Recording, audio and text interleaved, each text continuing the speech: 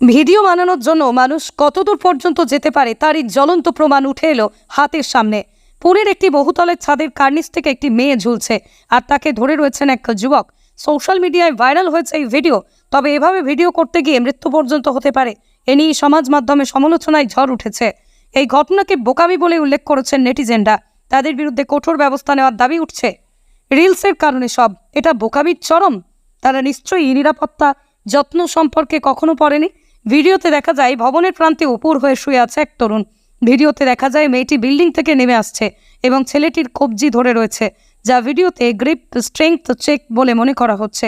ভিডিওতে দেখা যায় বেশ কয়েকজন মানুষ, সম্ভবত তাদের বন্ধুরা, স্টান্টের বিভিন্ন কোণ পেতে তাদের স্মার্টফোনে স্টান্টটি রেকর্ড করছে। কোনোদিন এই ধরনের ভিডিও করা উচিত নয়।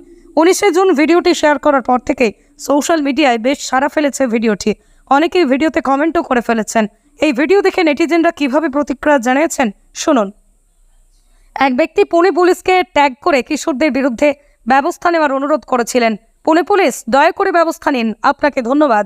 রিল বানাতে গিয়ে প্রাণহানির একাধিকবার খবর প্রকাশের পরও এই দায়িত্বহীনতা বন্ধ না হলে আইনি ব্যবস্থা নেওয়া দরকার। তৃতীয়জন বলেন, ভবিষ্যতে যাতে এ ধরনের ঘটনা না ঘটে তার জন্য ব্যবস্থা নেওয়া জরুরি। উল্লেখিত ফুটেজটি নোট করে যথাযথ ব্যবস্থা নেওয়া উচিত, চতুর্থ এক ব্যক্তি মন্তব্য করেছেন। এদিকে অত উঁচু ছাদ থেকে কোনোভাবে হাত ফসকে গেলে বিপজ্জনক কাণ্ড হতে পারে, কিন্তু তা সত্ত্বেও এভাবে প্রাণের ঝুঁকি নিয়ে ভিডিও বানাতে গিয়েছেন তারা। এ নিয়ে ইতিমধ্যেই নেট দুনিয়ায় নানা প্রশ্ন উঠছে। কেন এভাবে তারা ভিডিও বানালেন সেই প্রশ্ন উঠতে শুরু করেছে। এই ভিডিও দেখে শিউরে উঠেছেন অনেকেই। এই ঘটনার জেরে মৃত্যু পর্যন্ত হতে পারে।